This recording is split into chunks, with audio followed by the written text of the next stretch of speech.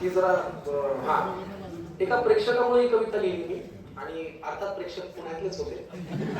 काय होतं माहिती का, प्रेक्षक कधी कधी प्रयोगानंतर भेटतात ना, ते खूप इंटरेस्टिंग भेट असते. ओळख नसते, हक्क खूप असतो ना, कारण माणूस आपला वाटतो, आम्हाला ते छान वाटतात. एकदा गडकरी रंगायतला आमच्या तू म्हणशील तसं नाटकाचा प्रयोग चालू होता आणि मला जरा इंटरव्हलला घाम आला, थोडं धडधडलं छातीत. तर आपल्याला घाम आलेला घाम आणि फुटलेला घाम यातला फरक कळतो ना आपल्याला. तर मला घाम फुटत चालला होता, मी थोडा घाबरलो आणि नेमकं त्याच दिवशी आपण सोशल मीडियावरती सकाळी काहीतरी वाचलेलं असतं, 38 वर्षीय तरुणाचा असं होतं ना आपलं. तर मला वाटतं आपल्याला काहीतरी होतंय. तर मग इंटरव्हलला मी आमच्या बॅकस्टेज वाल्याला म्हटलं की अनाऊन्स करा, कोणी आहेत का बघा डॉक्टर. त्यांनी अनाऊन्स केलं. आले एक धावपळ करत, कुठे कुठे संकर्षण काय कुठे. मी असं बसलो खुर्चीवर, श्वास घेत दीर्घ. काय होतं तुम्हाला, काय होतं म्हणलं. सर घाम आलाय आणि धडधडतंय. कुठे धडधडतंय म्हणलं. जगाच्या पाठीवर तरी अजून माणसांना इथंच धडधड. अजून काय होतं म्हणजे अजून काहीच होत नाही, धडधडतंय, घाबरलोय, घाम आलाय. बरं काय खाल्लं होतं म्हणलं. सकाळी जेवलो होतो, चहा कॉफी म्हणलं घेतली होती. काही व्यसन म्हणलं काही करत नाही. अजून काय होतं म्हणलं. अजून काहीच होत नाही साहेब, धडधडतंय, घाबरलोय. एखाद्या डॉक्टरला दाखवा ना. मी म्हणलं तुम्ही कोण आहात. नाही मी सेल्फी काढायला आलो. तर हे अशा पद्धतीच्या भेटी होतात. तर त्याच्यामुळे कधी कधी आपण काहीतरी नवीन लिहायला उपयुक्त होतो. तर ही ताजी कविता आहे बघा. कवितेचा विषय तुम्हाला कदाचित गोळीमधून सुचला, तुम्ही म्हणायला मागे पुढे बघू नका. परवा एक जण भेटले म्हणले हे काय बरोबर नाही. हक्काने बोलतात ना. परवा एक जण भेटले म्हणले हे काय बरोबर नाही. हल्ली कविता इंस्टाग्रामला टाकली नाही काय, सुचत नाही काय.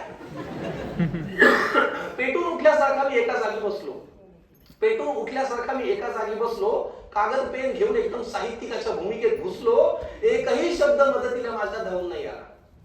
शब्दांचं असं असतं, जेव्हा पाहिजे तेव्हा बिलकुल सुचत नाही.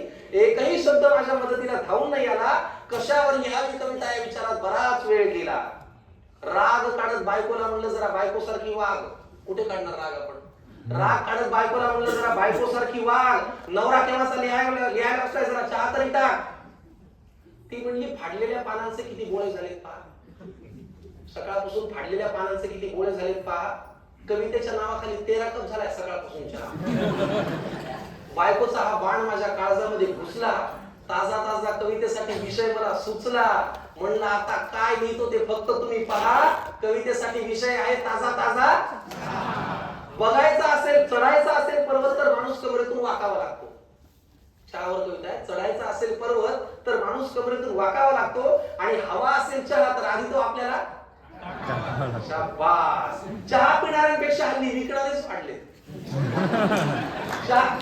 चहा पिणाऱ्यांपेक्षा हल्ली विकणारेच वाढले. उद्योग नसल्यासारखे त्या चहाचे शेकडो प्रकार काढले. आल्याचा, गुळाचा, साखरेचा, गवताचा, पंढरपूरचा, येवलेचा, टपरीचा, चुलीवरचा, barbecue, basundi, dip dip, Irani, मटका, काला दूध, कम दूध, जादा पाणी. बरं क्रिकेट या खेळाशी सुद्धा चहाचा संबंध दिसतो, कारण तिथेही कॉफी नाही तर टी टाइम असतो. राजकारणातही चहा करतो मनोमिलनाचं काम. जे प्यायला विरोधकही एकत्र येतात ते असतं चहा पान. चहा पिणाऱ्यांची लागे तंद्री तो पावे अंतर्धान. आणि मन लावून चहा विकणारा होतो पंतप्रधान.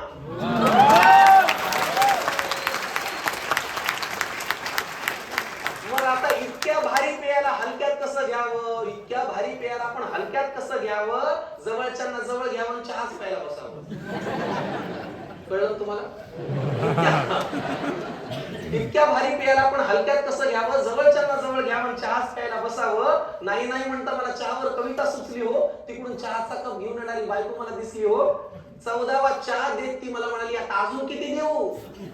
14वा चहाचा कप देत ती मला म्हणाली आता अजून किती देऊ. तिला म्हणलं हात चहा आपण अर्धा अर्धा पिऊ. तिला म्हणलं हात चहा